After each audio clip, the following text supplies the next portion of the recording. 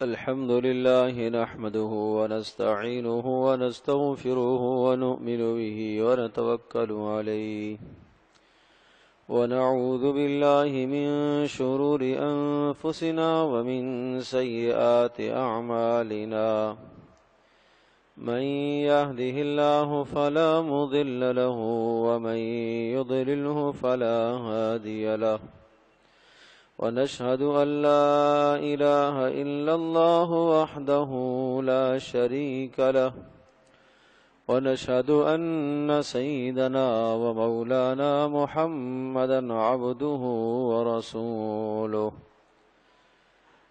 أما بعد فأعوذ بالله من الشيطان الرجيم بسم الله الرحمن الرحيم فأما من طغى وآثر الحياة الدنيا فإن الجحيم هي المأوى وأما من خاف مقام ربه ونهى النفس عن الهوى فإن الجنة هي المأوى وقال الله عز وجل ما عندكم ينفد وما عند الله باق وقال الله عز وجل إن أكرمكم عند الله أتقاكم صدق الله مولانا العظيم رب اشرح لي صدري ويسر لي أمري واحلل عقدة من لساني يفقهوا قولي اللهم صل على محمد وعلى آل محمد كما صليت على إبراهيم وعلى آل إبراهيم إنك حميد مجيد اللهم بارك على محمد وعلى آل محمد كما باركت على إبراهيم وعلى آل إبراهيم إنك حميد مجيد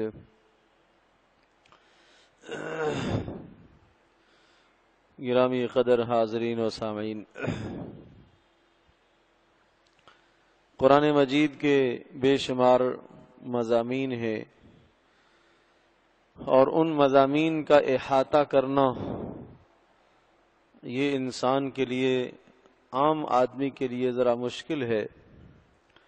اسی طرح سے گزشتہ اللہ تبارک تعالی نے جو کتابیں اتاری ہیں ان کا احاطہ کرنا کہ ان میں کیا کیا مضامین ہیں، یا قرآن مجید کے تمام تر مضامین کا خلاصہ کیا ہے، تو اس وقت کی نشست میں چند وہ باتیں عرض کرتا ہوں جو پورے قرآن مجید کا اور تمام آسمانی کتابوں کا خلاصہ ہے۔ وہ چند باتیں ہیں، اگر ایک شخص ان چند باتوں پر ہی عمل کر لیتا ہے تو یہ کہا جا سکتا ہے کہ اس نے مکمل قرآن مجید پر عمل کر لیا۔ اور یہ حضرت حاتم بن اصم رحمۃ اللہ علیہ بہت بڑے ایک جید عالم دین، محدث اور فقیہ گزرے ہیں، اور ان کے شاگرد ہیں حضرت شقیق بلخی رحمۃ اللہ علیہ۔ وہ بھی اپنے وقت کے ایک بلند مستند مشہور عالم دین گزرے ہیں۔ تو حضرت شقیق رحمۃ اللہ علیہ جو شاگرد ہیں، انہوں نے ایک طویل زمانہ اپنے استاذ حضرت حاتم رحمۃ اللہ علیہ کے پاس گزارا۔ ایک مرتبہ حضرت حاتم بن اسم رحمۃ اللہ علیہ نے اپنے شاگرد سے پوچھا کہ آپ نے میرے پاس کتنا وقت لگایا ہے اور کتنا وقت آپ کو میرے پاس قرآن اور حدیث کو سیکھتے ہوئے گزرا؟ تو انہوں نے کہا کہ میں نے آپ کے پاس 33 سال کا عرصہ گزارا ہے۔ 30 اور 3 33 سال میں نے تسلسل سے آپ کے پاس علم حاصل کیا، قرآن و حدیث کو میں نے سیکھا ہے۔ سوچنے کی بات ہے کہ 33 سال ایک شخص نے لگا کر قرآن و حدیث کو سیکھا۔ تو پوچھا کہ آپ نے 33 سال میں مجھ سے کیا سیکھا ہے؟ تو ارشاد فرمایا کہ میں نے 33 سال میں آپ سے صرف 8 باتیں سیکھی ہیں۔ تو حضرت حاتم رحمۃ اللہ علیہ نے ارشاد فرمایا انا للہ و انا الیہ راجعون، کہ 33 سال میں آپ نے صرف 8 باتیں سیکھی ہیں؟ تو ارشاد فرمایا ہاں جی، میں نے تو 8 ہی باتیں سیکھی ہیں، جھوٹ تو بول نہیں سکتا، صاف اور سچی بات تو یہ ہے کہ 8 چیزیں سیکھی ہیں، 8 کے علاوہ کچھ نہیں سیکھا۔ اچھا جی، بیان کرو کیا 8 باتیں آپ نے سیکھی ہیں؟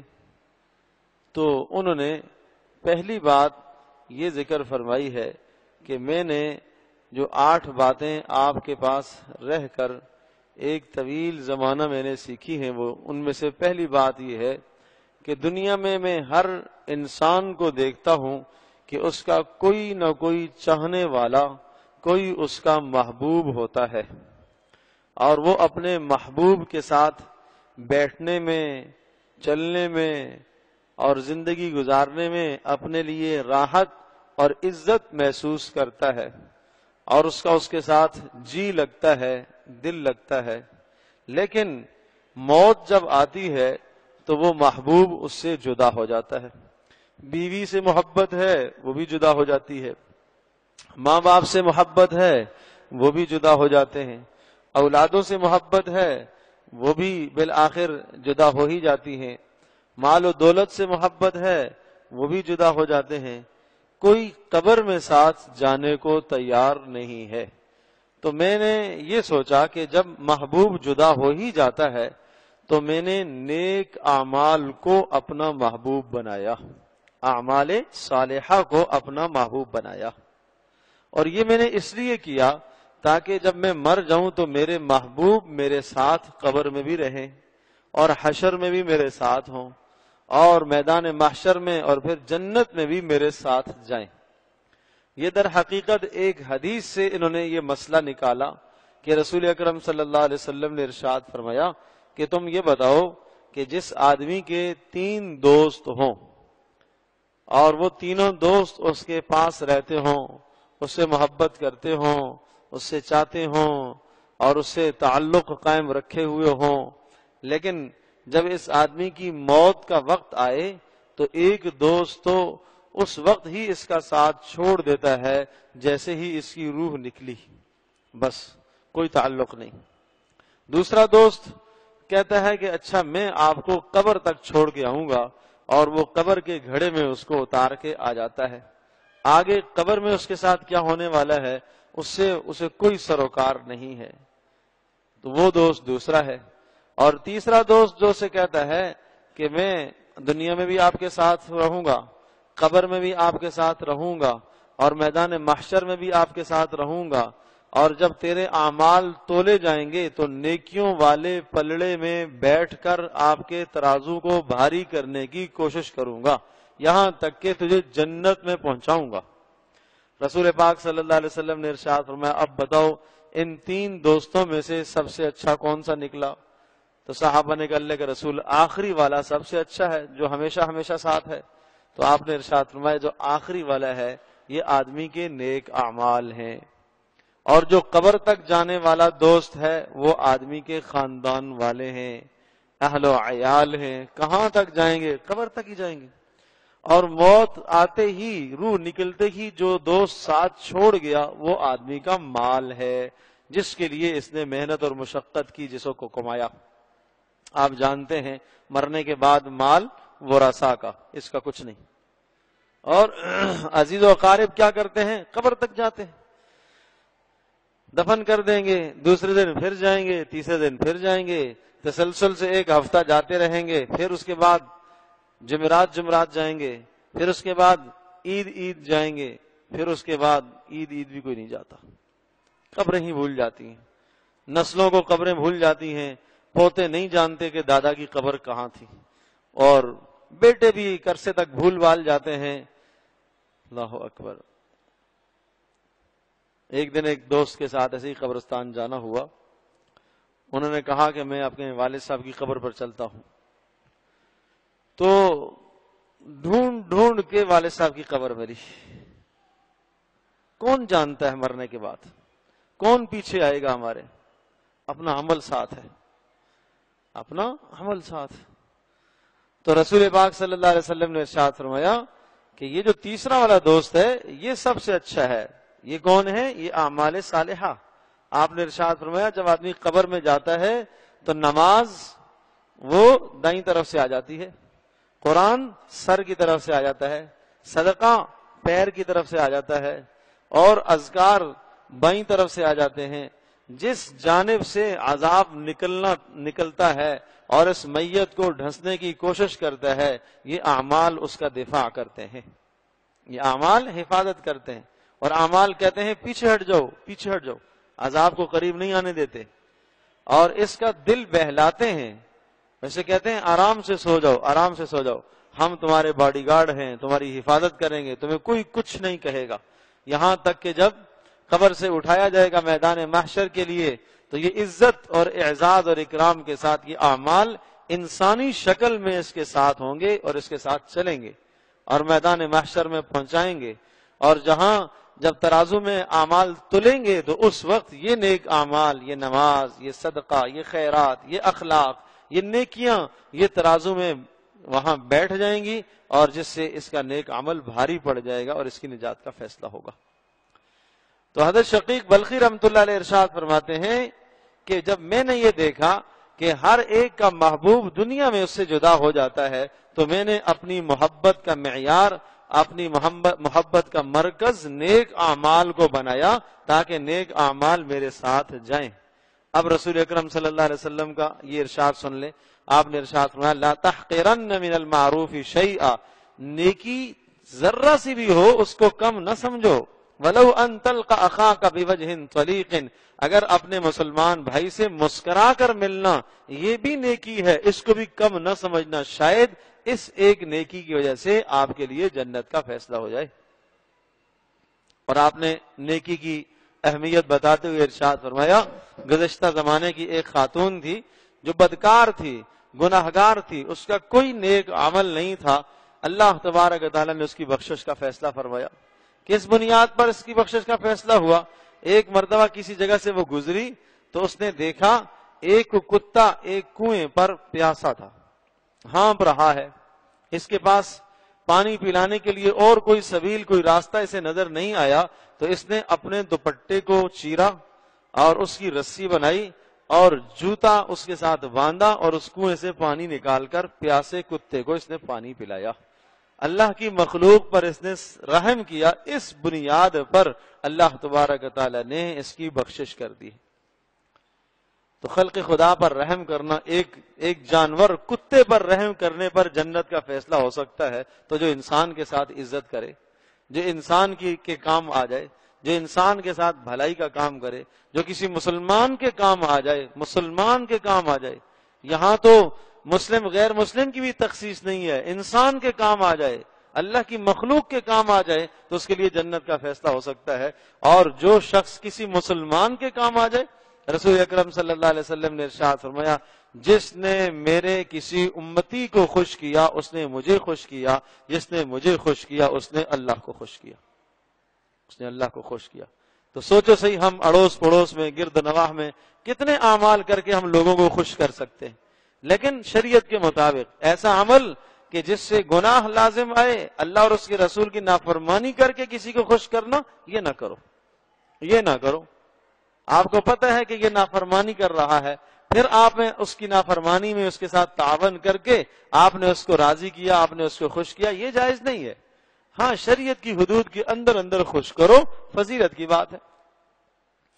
تو حضرت حاتم بن اسم رحمۃ اللہ علیہ نے ارشاد فرمایا بہت اچھا تو نے جو سیکھا، بہت اچھی بات ہے یہ۔ اچھا اب بتاؤ دوسری بات کیا ہے؟ انہوں نے کہا دوسری بات تو یہ ہے کہ میں نے دیکھا کہ دنیا میں ہر آدمی خواہشات کے پیچھے لگا ہوا ہے، جو جی میں آیا وہ کرتا ہے، نفس کے پیچھے وہ زندگی گزار رہا ہے، من مانی اپنی جی کی، اپنے نفس کی من مانی کرتا ہے، جو جی میں آیا نہیں دیکھتا اللہ کا کیا حکم، اللہ کے نبی کا کیا حکم۔ تو میں نے تو ہر آدمی کا مزاج دیکھا، تو پھر میں نے قرآن مجید کی اس آیت میں غور کیا جس میں اللہ پاک نے ارشاد فرمایا وَأَمَّا مَنْ خَافَ مَقَامَ رَبِّهِ وَنَهَى النَّفْسَ عَنِ الْهَوَىٰ، وہ آدمی جو اللہ تبارک و تعالیٰ کے سامنے کھڑے ہونے سے، حساب و کتاب سے ڈرتا رہا اور خواہشات کے اوپر جس نے قابو پا لیا، جنت اس کا ٹھکانہ ہے۔ تو بس میں نے اپنی خواہشات پر قابو پا لیا، میری ہر وہ خواہش جو اللہ اور اس کے رسول صلی اللہ علیہ وسلم کے حکموں کے خلاف تھی، اس خواہش کو میں نے پیچھے کر دیا۔ جی میں آتا ہے جھوٹ بولے آدمی، خواہش تو کہتی ہے جھوٹ بولو لیکن اللہ کے حکم کے خلاف ہے۔ جی میں آتا ہے اس وقت غیبت کروں، 4 لوگ بیٹھے ہوئے ہیں، غیبت کر کے ایک آدمی کی ذلت اور اس کی توہین اور تذلیل کروں، اندر سے جی چاہتا ہے لیکن اللہ کا حکم سمجھ کر رک جاؤ۔ نبی پاک صلی اللہ علیہ وسلم نے منع فرمایا، رک جاؤ۔ یہ ہے خواہشات کے اوپر قدم رکھا آپ نے۔ حرام کی طرف ہاتھ بڑھ رہا ہے، نظر آ رہا فائدہ زیادہ ہے، لیکن یہ خواہش ہے، یہ چاہت ہے، لیکن اللہ کا حکم ہے کہ نہیں، حرام کے قریب نہیں جانا، پیچھے کر دیا اپنے آپ کو۔ نبی پاک صلی اللہ علیہ وسلم کی تعلیمات ہے کہ حرام کے قریب نہیں جانا، اپنے آپ کو پیچھے کر دیے۔ اور نگاہ غلط اٹھی ہے، جی چاہتا ہے جی بھر کر دیکھوں، لیکن اللہ کا حکم سامنے آیا، قل للمؤمنین یغضوا من ابصارہم، ایمان والوں کو کہو کہ نظر نیچی کر لیں۔ اس حکم کو مد نظر رکھتے ہوئے نظر کو نیچی کر لیا۔ گھر کے اندر داخل ہوا تو والد نے کوئی ایسا جملہ کہہ دیا جس سے غصہ آیا، ماں باپ نے ڈانٹ دیا، ان کی ڈانٹ پر غصہ آیا، جی میں آئی کہ جواب دوں لیکن رک گیا کہ نہیں، اللہ کا حکم ہے وَلَا تَنْهَرْهُمَا، جھڑکنا نہیں ہے، وَلَا تَقُلْ لَهُمَا قَوْلًا، اور وَقُلْ لَهُمَا قَوْلًا مَعْرُوفًا، شرافت اور عزت کی بات ماں باپ کے سامنے کرنی ہے، ترش اور تلخ نگاہوں سے دیکھنا بھی نہیں ہے، ترش بات نہیں کرنی ہے۔ رک گیا تو یہ خواہشات پر کیا کر دیا، اس نے قدم رکھ دیا۔ تو ارشاد فرماتے ہیں شقیق بلخی رحمۃ اللہ علیہ کہ میں نے یہ دیکھا کہ ہر آدمی خواہشات کے پیچھے لگا ہوا ہے، خواہشات کے پیچھے لگ کر اپنی زندگی، اپنا ایمان، اپنی آخرت عاقبت برباد کر رہا۔ تو میں نے قرآن کی اس آیت میں غور کیا جس میں اللہ نے ارشاد فرمایا کہ وہ شخص جو اللہ کے حضور پیش ہونے سے ڈرتا رہا اور خواہشات پر جس نے قابو پا لیا، جنت اس کا ٹھکانہ ہے۔ تو میں نے اپنی خواہشات کو اپنے کنٹرول میں، قابو میں کر لیا۔ اب کوئی ایسی خواہش نہیں ہے جو اللہ پاک کے حکم کے خلاف ہو۔ تو استاد رحمت اللہ علیہ نے، حضرت حاتم رحمت اللہ علیہ نے ارشاد فرمایا، بہت اچھا آپ نے سیکھا، بہت اچھا سیکھا۔ اب بتاؤ تیسری بات کیا سیکھی آپ نے؟ کہا تیسری بات میں نے یہ سیکھی کہ میں نے دیکھا کہ ہر آدمی اپنے پسندیدہ مال کو جمع کرتا ہے، مال کو جمع کرتا ہے، اس کی حفاظت کرتا ہے، اس کو اپنے اوپر لگاتا ہے، کھاتا ہے، پیتا ہے، پہنتا ہے، اور دن رات مشقت کر کے اسے کماتا ہے اور پھر اسے سنبھال کر رکھتا ہے، اس لیے کہ مال سے اس کو محبت ہے۔ تو میں نے یہ دیکھا کہ وہ چیز جو میرے نزدیک سب سے زیادہ محبوب ہوتی ہے، میں اس کی حفاظت اس لیے اس طرح سے کرتا ہوں اور یہ سوچتا ہوں کہ میں تو ناقص آدمی ہوں، اپنے پاس صحیح طرح سے حفاظت نہیں کر سکتا، میں اس چیز کو، اس قیمتی ذخیرے کو، قیمتی مال کو میں اللہ کے پاس بھیج دیتا ہوں، صدقہ کر دیتا ہوں تاکہ اللہ اس کی حفاظت کرے۔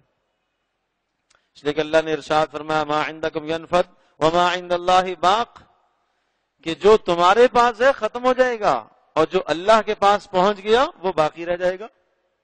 تو میں اپنے مال کو کہاں بھیجتا ہوں؟ اللہ کے پاس، اللہ کے پاس بھیجتا ہوں۔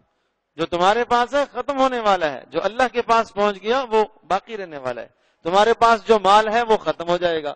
آپ نے ارشاد فرمایا، انسان یہ کہتا ہے میرا مال، میرا مال، میرا مال، جانتے ہو اس کا مال کون سا ہے؟ اس کا مال وہ ہے جو اس نے کھایا، وہ اس کا مال ہے، جو اس نے پہنا وہ اس کا مال ہے، اور ارشاد فرمایا جو اس نے آگے بھیج دیا صدقہ کر کے وہ اس کا سب سے بہترین مال ہے، اور جو اس نے جمع کر کے رکھا وہ اس کا نہیں ہے، وہ ورثاء کا ہے، مرنے کے بعد ورثاء کا ہے۔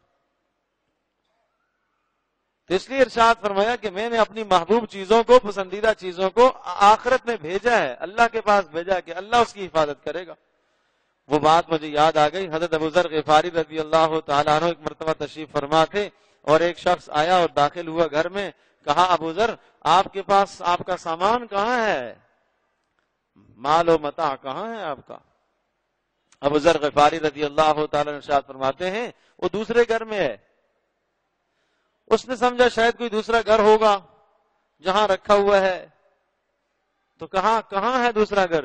تو قبرستان کی طرف اشارہ فرمایا کہ وہ قبرستان میں میرا دوسرا گھر ہے جہاں مجھے مرنے کے بعد جانا ہے، وہاں ہمیشہ ہمیشہ رہنا ہے. تو میرے پاس جو محبوب مال پسندیدہ چیز آتی ہے میں اس کو صدقہ کر دیتا ہوں. آج ہمارے ماحول میں بھی صدقے کرنے کا رواج ہے، لیکن ان چیزوں کو ہم صدقہ کرتے ہیں جو ہماری ضروریات سے زائد ہو جاتی ہیں. اس میں بھی کوئی شک نہیں ہے، وہ قبول ہے اللہ کے ہاں. یسألونک ماذا ينفقون، آپ سے پوچھتے ہیں اے نبی کہ ہم کیا خرچ کریں؟ قل العفو، آپ کہہ دیجئے جو ضرورت سے زائد ہو اسے خرچ کر دو. یہ بھی بڑی بات ہے. لیکن لن تنالوا البر حتى تنفقوا مما تحبون، تم نیکی کا کمال اس وقت تک نہیں پاؤ گے جب تک اپنی محبوب اور پسندیدہ چیز کو اللہ کے راستے میں نہ خرچ کر دو. ایک صحابی تھے، جب یہ آیت نازل ہوئی تو ایک صحابی تھے حضرت ابو درداء رضی اللہ تعالی عنہ. کیسے عجیب لوگ تھے. ایک شخص آئے اور انہوں نے آ کر کہا اللہ کے رسول میرا گھر بن رہا ہے اور اس گھر کی سیدھ میں ایک درخت آ رہا ہے کھجور کا، اور اس درخت کو کاٹنا چاہ رہا ہوں، وہ میرا نہیں ہے، وہ فلاں صاحب کا ہے، وہ مجھے کاٹنے نہیں دے رہے. اگر وہ کاٹنے دیں تو میں اپنی دیوار سیدھی کر لوں گا، میرا گھر سیدھا بن جائے گا. نہ تو وہ کاٹنے دے رہے ہیں نہ وہ بیچ رہے ہیں، اب میں کیا کروں؟ میں ان سے کہتا ہوں فروخت کر دو، وہ نہیں فروخت کر رہے. آپ علیہ الصلوۃ والسلام نے انہیں بلایا، ان سے کہا ہاں بھائی آپ یہ دے دو اسے. انہوں نے کہا نہیں دوں گا. کہا فروخت کر دو، کہا فروخت بھی نہیں کروں گا. کہا اس کے بدلے میں آپ کو جنت دلواؤں گا، پھر بھی کہتے ہیں میں نہیں بیچوں گا. آپ نے کوئی جبر نہیں کیا، اچھا بھائی آپ کی چیزیں نہ بیچو. تو ایک صحابی کھڑے ہوئے حضرت ابو درداء رضی اللہ تعالیٰ عنہ، انہوں نے کہا اللہ کے رسول اگر میں یہ درخت اس سے خرید کر پھر اس مکان بننے والے کو اگر دے دوں تو میرے لیے بھی جنت ہو جائے گی؟ آپ نے فرمایا ہاں ہو جائے گی. تو کہا اللہ کے رسول پھر مجھے موقع دے میں اس سے بات کرتا ہوں. وہ اس سے بات کرنے لگے، ہاں بھائی یہ درخت بیچ دو مجھے اور جو قیمت ہے تم لے لو. کہا نہیں. پھر کہا کہ اچھا تم ایسا کرو اس درخت کے بدلے میں اتنی اتنی کھجوریں لے لو. کہا نہیں. پھر کہا اچھا تم اس درخت کے بدلے میں میرا باغ لے لو. کون سا باغ ہے تمہارا؟ مدینہ میں سب سے اعلیٰ نسل کا باغ تھا حضرت ابو درداء رضی اللہ تعالیٰ عنہ کا، جس میں 600 کھجوروں کے درخت تھے. 600 کھجوروں کے درخت. کہا یہ لے لو. وہ کہہ رہا ہے میرے سے مذاق کرتے ہو؟ کہا نہیں لے لو. جن لوگوں کو جنت کی اہمیت کا اندازہ ہوتا ہے تو وہ جانتے ہیں کہ 600 کوئی بات نہیں ہے، اس کے بدلے میں جنت تو ملے گی نا. تو رسول پاک صلی اللہ تعالی وسلم دیکھ کر یہ امر مسکرا رہے ہیں، اور سب کو پتا تھا کہ ابو درداء کا جو باغ ہے مدینہ میں مشہور ہے اس کا پھل، اور وہ صرف باغ ہی نہیں، اس کے اندر ان کا گھر بھی بنا ہوا ہے اور اس کے اندر جو ہے کنواں بھی ہے بہترین، اس کا پانی بھی بڑا میٹھا ہے. یہ سب کچھ دینے کو تیار ہیں صرف اس ایک درخت کی خاطر، اور ملے گا کیا؟ جنت ملے گی. نبی صلی اللہ علیہ وسلم سے پوچھا اللہ کے رسول اس کے بدلے مجھے جنت ملے گی؟ آپ نے فرمایا ضرور ملے گی. تو اس شخص کو لے گئے اور کہا لے آ جاؤ اور تم یہ درخت مجھے دے دو اور اس کے بدلے میں میرا باغ 600 کھجوروں والا تم لے لو. پھر کیا ہوا؟ یہ جب وہ باغ کے باہر پہنچے تو اپنی بیوی اندر تھی باغ کے اندر، اس کو آواز دی کہ باہر آ جاؤ میں نے باغ بیچ دیا ہے. تو بیوی نے پوچھا کتنے کا سودا ہوا؟ کہا اگر دنیا کے حساب سے سمجھتے ہو تو ایک درخت کے بدلے میں، اور اگر آخرت کے حساب سے دیکھتی ہو تو اس کے بدلے میں جنت ہے. تو بیوی نے کہا مرحبا مرحبا، مبارک مبارک، بہت اچھا سودا آپ نے کیا، بہت اچھا سودا کیا، بہت اچھا سودا کیا. اور بیوی سے کہا اندر گئے بھی نہیں کہ نہیں اب یہ درخت بک چکا ہے، اب میں اندر اس باغ میں نہیں جاؤں گا، باغ بک چکا ہے. اندر گئے بھی نہیں، بیوی کو باہر سے ہی بلایا کہ باہر آ جاؤ ہم چلتے ہیں، بیچ دیا ہم نے. تو اس پر اللہ نے یہ آیت نازل فرمائی لن تنالوا البر حتى تنفقوا مما تحبون. نیکی کا کمال اس کو کہتے ہیں کہ اپنی محبوب اور پسندیدہ چیز کو آدمی اللہ کے راستے میں خرچ کر دے، یہ ہے نیکی کا کمال. ٹھیک ہے. پھر فرمایا وما تنفقوا من شیء فإن اللہ بہ علیم. اگر ایسا نہیں کر سکتے تو جتنا بھی تم کرو گے اللہ اس کو جانتا ہے، اللہ اس پہ تمہیں اجر دے گا. محبوب پسندیدہ چیز نہیں کر سکتے ہو تو اپنی گھر کی ضرورت کی زائد چیز بھی کرو گے، اگر تمہاری نیت خالص ہوئی اللہ اس پر بھی اجر دے گا، وہ بھی کم نہیں ہے. ہاں یہ بات ضرور ہے کہ ایسی گھٹیا چیزوں کو اللہ کے راستے میں خرچ نہ کرو، بالکل گھٹیا چیزیں، بالکل بیکار چیزیں اور یوں سمجھو خراب چیزیں. ارشاد فرمایا یا ایھا الذین آمنوا انفقوا من طیبات ما کسبتم ومما اخرجنا لکم من الارض ولا تیمموا الخبیث منہ. فرمایا ایسا ردی مال، ایسا گھٹیا مال اللہ کے راستے میں خرچ نہ کرو کہ اگر وہ ردی اور گھٹیا مال کوئی تمہیں دے تو تم لینے میں ناگواری کرو، ناپسند ہو تمہیں. یہ کیا خراب اس نے دیا ہے، یہ گھٹیا چیز اس نے دی ہے، یہ خراب مال اس نے دیا ہے، لیکن تم الا ان تغمضوا فیہ، چشم پوشی کرتے ہوئے تم وہ بھی لے لو، لیکن ایسا مال تم دیا نہ کرو کسی کو.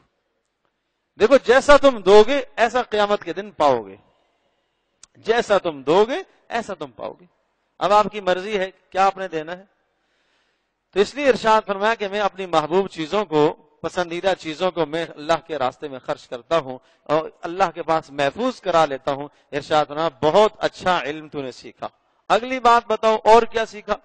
کہا اور میں نے یہ دیکھا ہے، یہ میں نے سیکھا ہے کہ یہاں دنیا کے اندر ہر آدمی کوئی مال پر فخر کرتا ہے، کوئی خاندان پر فخر کرتا ہے، کوئی نسب پر فخر کرتا ہے، کوئی حسن و جمال پر فخر کرتا ہے، لیکن یہ جتنی بھی چیزیں ہیں یہ سب کے سب ختم ہونے والی ہیں. مال بھی، حسب نسب بھی، یہ کوئی کام نہیں آتا. میں نے قرآن مجید کی اس آیت میں غور کیا جس میں اللہ پاک نے ارشاد فرمایا ان اکرمکم عند اللہ اتقاکم، عزت مند اللہ کے نزدیک سب سے زیادہ وہ ہے جس کی زندگی میں پرہیزگاری ہو، اللہ کا ڈر موجود ہو. تو میں نے پرہیزگاری اور تقوی کو اپنا معیار بنایا ہے. میں نے تقوی اختیار کرنا، گناہوں سے بچنا اپنا طریقہ اور شیوا بنا لیا ہے. تو میں نے اس آیت پر عمل کیا.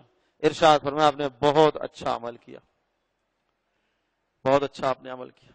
کہ خاندان اللہ کے نزدیک باعث فخر نہیں ہے، قوم اللہ کے نزدیک باعث فخر نہیں ہے، زبان اللہ کے نزدیک باعث فخر نہیں ہے، حسن و جمال اور مال اللہ کے نزدیک باعث فخر نہیں ہے. اللہ کے نزدیک باعث فخر کیا چیز ہے؟ تقوی ہے. اور پھر ارشاد فرمایا کہ اور کیا سیکھا. کہا اور میں نے یہ سیکھا کہ یہاں دنیا کے اندر میں نے لوگوں کو دیکھا دوسروں سے حسد کرتے ہیں. کس وجہ سے؟ وہ زیادہ مالدار ہو گیا اس لیے یہ حسد کر رہا ہے، بھائی بھائی سے حسد کر رہا، ایک بھائی کو اللہ نے زیادہ دے دیا یہ اس پر حسد کر رہا. ایک کو عزت مل گئی ہے، اس کی عزت دوسرے کو بہاتی نہیں ہے، اس پر حسد کرتا ہے. ایک کو دنیا میں اقتدار مل گیا ہے، دوسرا اس سے حسد کرتا ہے، اور حسد کے نتیجے میں پھر غیبت میں لوگ مبتلا ہوتے ہیں. بھائی کسی کی اچھائی اور تعریف کو تسلیم نہ کرنا یہ حسد کہلاتا ہے. کسی کی اچھائی کو، خوبی کو تسلیم نہ کرنا حسد کہلاتا ہے. تو میں نے دیکھا کہ لوگ ایک دوسرے پر حسد کر رہے ہیں. پھر میں نے یہ غور کیا کہ اگر کسی کو مال دیا ہے تو کہاں سے آیا؟ اللہ نے دیا. اگر کسی کو اقتدار حاصل ہوا تو کہاں سے آیا؟ اللہ نے عطا کیا. اگر کسی کو عزت ملی ہے تو کہاں سے آئی ہے؟ اللہ پاک نے عطا کی ہے. تو میں نے قرآن مجید کی اس آیت میں غور کیا نحن قسمنا بینہم معیشتہم فی الحیات الدنیا ورفعنا بعضهم فوق بعض درجات لیتخذ بعضهم بعضا سخریا. اللہ ارشاد فرماتا ہے کہ دنیا کے مناصب اور منصب اور عہدے اور دنیا کو مال و متاع یہ ہم نے تقسیم کیا، ہم نے تقسیم کیا. کسی کو زیادہ دیا، کسی کو تھوڑا دیا، یہ ہم نے ایسا کیا. کسی کو مالدار بنایا، ہم نے بنایا. کسی کو فقیر بنایا تو ہم نے بنایا. کسی کو صحت دی تو ہم نے عطا کی ہے. کسی کو بیماری دی ہے تو ہماری طرف سے آئی ہے. کسی کو اقتدار ملا تو ہماری طرف سے آیا ہے. تو پھر کیا ہوا؟ پھر میں نے لوگوں سے حسد کرنا چھوڑ دیا. بھائی جب دیا اللہ نے ہے، اس کو بھی اللہ نے دیا، اس کو بھی اللہ نے دیا، مجھے بھی اللہ نے دیا، تو پھر حسد کرنے کی ضرورت کیا ہے؟ مولانا رومی رحمت اللہ علیہ ایک حکایت لکھتے ہیں، ارشاد فرماتے ہیں کہ ایک نیک انسان تھا اور کپڑے اس کے جسم پر نہیں تھے، بس ضرورت کا لباس جس سے جسم چھپ سکتا ہے، ناف سے لے کر घुटनों के नीचे तक इतना लिबास पहने हुए बैठा हुआ अल्लाह अल्लाह कर रहा, नमाज पढ़ रहा, जिक्र कर रहा, तो देखने से ऐसा लगा कि शायद कोई मकर व फरेब करने वाला धोखाबाज है, लेकिन था वो कोई अल्लाह का वली। तो हमने उससे पूछ लिया कि भाई ये तुम इस हालत में कैसे हो और तुम नमाज भी पढ़ रहे हो, कोई धोखा फ्रॉड तो नहीं कर रहे? उसने कहा अगर अल्लाह पाक ने आपको इख्तिदार और सल्तनत अता फरमाई है तो ये उस अल्लाह ने दी है, और मुझे अगर फकीर रखा है तो अल्लाह ने फकीर रखा है, तो मेरे और मेरे अल्लाह के बीच में हाइल ना हो, पीछे हट जाओ, मुझसे बात ना करो, मुझे तुम्हारे माल की कोई जरूरत नहीं है, अगर मैं इस हालत में हूं तो मुझे अल्लाह ने रखा है। तो आज अगर हम फकीर हो जाएं, जरा सी माल की तंगी आ जाए तो हम अल्लाह पर गिले करना शुरू कर देते हैं, पता नहीं क्या हो गया, पता नहीं मेरी कौन सी गलती हो गई, कौन सा गुनाह मेरा हो गया जो अल्लाह पाक ने मुझे इस तरह से कर दिया है। भाई अल्लाह पाक ने जिस हाल में रखा है ये उसका अदल है, उसका इंसाफ है उसका।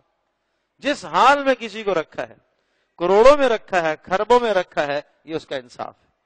और किसी को फकीर किया है, एक वक्त का खाना भी बेचारे को नहीं मिलता, जब भी उसका इंसाफ है, जुल्म नहीं है, ये उसकी अताया है, ये उसका निजाम है कायनात का। नहनु क़समना बैनहुम मईशतहुम फिल हयातिद दुनिया, फरमाया दुनिया की जिंदगियां तो हमने तकसीम की है। हाँ, आमाल सालिहा पर अगर आखिरत में अजर नहीं देगा, सबको देगा। जिसने अमल सालिह किए, मन आमिला मिनकुम, जिसने अमल सालिहा किया, चाहे वो बादशाह है चाहे वो फकीर है, इंजाम सब का एक है, जाना सब ने उसी मट्टी में है। बादशाह है तो भी उसी मट्टी में जाएगा, बादशाह है तो भी उसके लिए भी वही जन्नत है, फकीर है तो भी उसके लिए जन्नत है। हाँ, बादशाह और फकीरों के लिए आखिरत में जो मरातब बुलंद होंगे वो आमाल पर होंगे, वो तकवे पर होंगे। फकीर बादशाह से आखिरत में बढ़ सकता है, मकाम में इज्जत में बढ़ सकता है, और अगर बादशाह होकर भी अल्लाह पाक को राजी करेगा तो वो फकीर से भी आगे जा सकता है। ये तो है। रसूल अकरम सल्लल्लाहु अलैहि वसल्लम के पास फकीर लोग आए, सहाबा आए, ऐ अल्लाह के रसूल, असहाब माल वो हमसे सबकत लेंगे, हमसे आगे चलेंगे, और वो आपके साथ सफरों में निकलते हैं और वो माल अल्लाह के रास्ते में लुटाते हैं, खर्च करते हैं, जहां आपका हुक्म होता है खूब खूब माल खर्च करते हैं। नमाज वो पढ़ते हैं, हम भी पढ़ते हैं, तहज्जुद वो पढ़ते हैं, हम भी पढ़ते हैं, कुरान वो पढ़ते हैं, हम भी पढ़ते हैं। एक चीज उनके पास इजाफी है, माल हमारे पास नहीं है, हम तो पीछे रह गए, वो हमसे आगे निकल गए। आप अलैहिस्सलाम ने कहा तुम्हें एक अमल बता दूं, उसको तुम इख्तियार करो तो तुम उन मालदारों से पहले जन्नत में जाओगे। क्या जी? आपने इरशाद फरमाया हर नमाज के बाद सुबहान अल्लाह 33 बार, अल्हम्दुलिल्लाह 33 बार, अल्लाहु अकबर 34 बार पढ़ा करो। बहुत छोटा सा अमल बता दिया, तुम इस पर अमल करो, तुम फकीरों से, मालदारों से पहले जन्नत में जाओगे। तो फकीर सहाबा जो थे उन्होंने ये अमल करना शुरू किया, पढ़ना शुरू किया। नमाज के बाद वो देखा कि कोई पढ़ रहा है, कोई उंगलियों पर गिन रहा है, कोई उधर कोने में लगा, कोई उधर कोने में लगा, वो जिक्र कर रहे। मालदारों को अभी ये हदीस नहीं पहुंची थी, ये बात नहीं पहुंची। वो तजस्सुस में पड़ गए कि ये क्या पढ़ रहे हैं, शायद नबी इस्लाम ने कोई नई बात बताई है। तजस्सुस में पड़ गए, तहकीक में पड़ गए, पूछते पाछते यहां तक पहुंच आए कि रसूल पाक सल्लल्लाहु अलैहि वसल्लम ने ये बताया है हर नमाज के बाद ये पढ़ना है। उन्होंने भी पढ़ना शुरू कर दिया। जब उन्होंने पढ़ना शुरू कर दिया तो फिर वो सहाबा फकीर आए आप अलैहिस्सलाम के पास, अल्लाह के रसूल अब तो वो भी पढ़ रहे हैं, तो मतलब ये है कि वो भी पढ़ रहे हैं, तो अब फिर वो नेकी ले गए, माल तो उनके पास है, हमारे पास तो माल नहीं है। तो आपने फरमाया अगर अल्लाह पाक ने उनको अपने फजल से नवाजा है तो मैं कुछ नहीं कर सकता। यानी अगर अल्लाह ने माल दिया है और उस माल के जरिए से वो जन्नत कमाते हैं तो कमाने दो, अल्लाह ने उन्हें दिया है।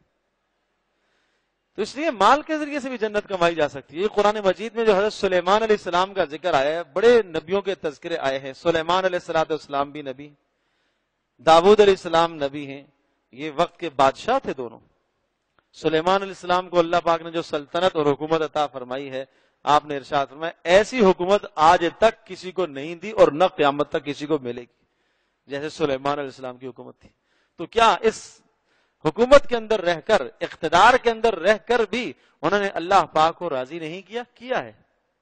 और दूसरी तरफ मिसाल मिलती है, मूसा अलैहिस्सलाम नबी हैं, फकीर हैं, गरीब हैं, 10 साल एक जोड़े में गुजार दिए, एक जोड़े में 10 साल गुजार दिए।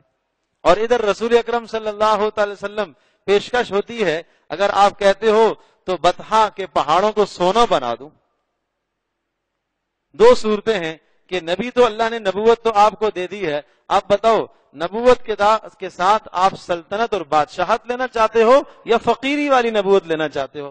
آپ نے فرمایا میں فقیری والی نبوت لینا چاہتا ہوں، تاکہ غریبوں کے لیے تسلی ہو، فقیروں کے لیے، قیامت تک آنے والوں کے لیے تسلی ہو. تو میرے عزیز دوستوں اور بزرگوں، عزت تو تقوی میں ہے. اور یہ عرض کیا کہ ارشاد فرمایا کہ ہاں یہ بھی تو نے بہت اچھا علم حاصل کیا، بہت اچھا علم حاصل کیا کہ اللہ پاک کی تقسیم پر تم راضی رہے. پھر ارشاد فرمایا اس کے علاوہ کیا سیکھا؟ کہاں میں نے دیکھا کہ دنیا میں ہر کوئی کسی سے دشمنی کرتا ہے، لیکن ہم جس سے دشمنی کر رہے ہوتے ہیں پتہ نہیں وہ ہمارا دشمن ہے بھی یا نہیں ہے، ہم نے اپنی سوچ کے مطابق اسے دشمن سمجھا ہے. لیکن میں نے قرآن میں اس آیت میں غور کیا، ان الشیطان لکم عدو فاتخذوه عدوا، کہ تمہارا کھلا اور سری اور واضح دشمن شیطان ہے، تو میں نے اپنی دشمنی شیطان کے ساتھ کر لی ہے، لوگوں کے ساتھ نہیں. کہ جو اللہ کہہ رہا ہے کہ تمہارا یہ دشمن ہے. تو آج ہمارے ماحول اور معاشرے میں تو دوستی ہے شیطان کے ساتھ، سمجھوتا چل رہا ہے، تو بھی راضی رہے اللہ بھی راضی رہے. ایسا نہیں ہو سکتا بھائی. اعمال صالحہ کرو گے، گناہوں سے بچو گے تو شیطان ناراض ہوگا. فجر کی نماز کے لیے اٹھو گے تو شیطان ناراض ہے، فجر کی نماز کے لیے نہیں اٹھو گے تو شیطان خوش ہے. حدیث پاک میں آتا ہے آدمی جب رات کو سوتا ہے تو شیطان آدمی کے پاس چارپائی کے ساتھ گرے لگا کے سوتا ہے کہ یہ ظالم اٹھے نہ صبح. اور جب یہ جاگتا ہے بسم اللہ الرحمن الرحیم الحمدللہ الذی احیانا بعدما اماتنا پڑھتا ہے، ایک گرہ کھل جاتی ہے. اٹھ کے بیٹھتا ہے، دوسری گرہ کھلتی ہے. چلنا شروع کرتا ہے، وضو کرتا ہے، تیسری گرہ بھی کھلتی ہے. اور شیطان زمین سے مٹی اٹھاتا ہے، اپنے سر پر مارتا ہے. سب سے زیادہ 24 گھنٹے میں شیطان کو افسوس ہوتا ہے، وہ اس فجر کی نماز پر اٹھنے کی وجہ سے ہوتا ہے. کہتا ہے اس نے تو میرا ستیہ ناش کر دیا، میری ساری محنت رات کی رائے کہاں چلی گئی. اور جب شیطان کا حربہ کامیاب ہو جاتا ہے، یہ نہیں اٹھتا. اذان ہوئی نہیں اٹھا، تہجد میں بات آواز آئی نہیں اٹھا، اللہ کی طرف سے کوئی ہے مانگنے والا نہیں اٹھا، کوئی ہے مغفرت چاہنے والا، کوئی ہے روزی طلب کرنے والا، یہ سوتا رہا. پھر فجر کی اذان ہوئی، اللہ کی طرف سے پھر فرشتے منادی کرتے ہیں اللہ کے چاہنے والوں اٹھ جاؤ، اللہ کے چاہنے والوں اٹھ جاؤ. سورج نکل آتا ہے، پھر فرشتہ کہتا ہے اللہ کے باغیوں سوتے رہو، نافرمانو سوتے رہو. نماز قضا ہو جاتی ہے، شیطان آتا ہے، کان میں منہ میں پیشاب کر کے چلا جاتا ہے. سارا دن نحوست کے ساتھ اس کا وقت گزرتا ہے، اس لیے کہ نجاست منہ میں پڑے گی، کان میں پڑے گی تو نجاست پڑے گی، تو نحوست والا دن گزرے گا. تو پھر شیطان خوش ہوتا ہے کہ آج میرا حربہ اس پر کامیاب ہو گیا. تو دیکھیں زندگی کے کتنے ایسے معاملات ہیں کہ ہم شیطان کو خوش کرتے ہیں، اللہ کو ناراض کرتے ہیں، اللہ کے نبی صلی اللہ علیہ وسلم کو ناراض کرتے ہیں. تو شقیق بلخی رحمۃ اللہ علیہ ارشاد فرماتے ہیں کہ میں نے اپنی دشمنی کا میدان کسے بنایا؟ شیطان کے ساتھ میں نے دشمنی ٹھان لی، کسی انسان کے ساتھ میں نے دشمنی نہیں کی. اور کہا کہ پھر میں نے جب دیکھا کہ ہر آدمی دنیا کے اندر رزق کے لیے پریشان ہے، صبح سے لے کر شام تک حلال حرام کی تمیز کیے بغیر لگا ہوا ہے، کوشش کر رہا. میں نے قرآن کی اس آیت کو دیکھا وَمَا مِن دَابَّةٍ فِي الْأَرْضِ إِلَّا عَلَى اللَّهِ رِزْقُهَا وَيَعْلَمُ مُسْتَقَرَّهَا وَمُسْتَوْدَعَهَا، کہ اس زمین پر چلنے والا ہر چوپایا، ہر چرند پرند درند جو بھی ہے زمین پر، اللہ پاک اس کی روزی کا خود کفیل ہے، ذمہ دار ہے. تو میں نے کہا جب اللہ نے ذمہ داری لی ہوئی ہے تو پھر مجھے پریشان ہونے کی کیا ضرورت ہے. کہا بہت اچھا سیکھا. کہا اچھا اور بتاؤ کیا؟ 7 باتیں ہو گئی، آخری بات بتاؤ کیا ہے؟ کہا آخری بات یہ ہے کہ میں نے دیکھا کہ دنیا میں ہر آدمی کسی نہ کسی کے اوپر بھروسہ کیے ہوئے ہے، لیکن جس پر بھروسہ کرتا ہے بالآخر وہ داغ دے دیتا ہے، مفارقت جدائی اختیار کر لیتا ہے، دور ہو جاتا ہے. مال پر بھروسہ کرو تب بھی بات نہیں بنتی، انسان پر بھروسہ کرو تب بھی بات نہیں بنتی. میں نے اللہ کے اس فرمان میں غور کیا وَمَن يَتَوَكَّلْ عَلَى اللَّهِ فَهُوَ حَسْبُهُ، جو اللہ پر بھروسہ کرے گا اللہ اس کے لیے کافی ہے. تو میں نے پھر اللہ پر بھروسہ کیا، میں نے کسی پر بھروسہ نہیں کیا. تو پھر حاتم بن اصم رحمۃ اللہ علیہ نے ارشاد فرمایا اچھا آپ نے 8 وہ مسئلے سیکھے، تورات، انجیل، زبور، قرآن مجید، چاروں آسمانی کتابوں کا خلاصہ ان 8 باتوں میں ہے. تو شروع میں نے عرض کیا تھا کہ اگر آدمی یہ سمجھ لے ٹھیک ہے، قرآن مجید کے بہت سارے مضامین ہیں، کس کس پر عمل کروں؟ اگر آپ انہی 8 باتوں کو بنیاد بنا لیتے ہیں اور ان کے مطابق زندگی گزارتے ہیں تو یہ کہا جا سکتا ہے کہ ہاں آپ نے قرآن کے اوپر عمل کیا ہے، آپ نے قرآن کی زندگی پر عمل کیا ہے، آپ نے نبی پاک صلی اللہ علیہ وسلم کی سنت پر عمل کیا ہے۔ پورے اسلام کا خلاصہ، پورے دین کا خلاصہ، مذہب کا خلاصہ ان 8 باتوں کے اندر سمیٹ دیا ہے۔ لیکن یہ ساری باتیں جب ہیں جب انسان عمل کی نیت کرے، ارادہ کرے کہ ہاں مجھے اس پر عمل کرنا ہے، کوشش کرے کہ ہاں مجھے عمل کرنا ہے، اللہ پاک سے مانگے کہ ہاں اے اللہ تو ہی عمل کی توفیق دینے والا ہے، اے اللہ تو عمل کی توفیق دے دے۔ رسول پاک صلی اللہ علیہ وسلم از خود نبی ہونے کے باوجود بھی توفیق عمل کی کہاں سے؟ اللہ سے مانگ رہے ہیں۔ اللہم انا نسألک حبک، اے اللہ میں تجھ سے تیری محبت کا سوال کرتا ہوں، اور اے اللہ ایسے عمل کا سوال کرتا ہوں جو عمل مجھے تیرے قریب کر دے، اس عمل کے کرنے کی مجھے توفیق عطا فرما۔ لا حول ولا قوت الا باللہ، اے اللہ نیکیوں کی توفیق بھی تو ہی دیتا ہے اور گناہوں سے بچنے کی توفیق بھی تو ہی دیتا ہے۔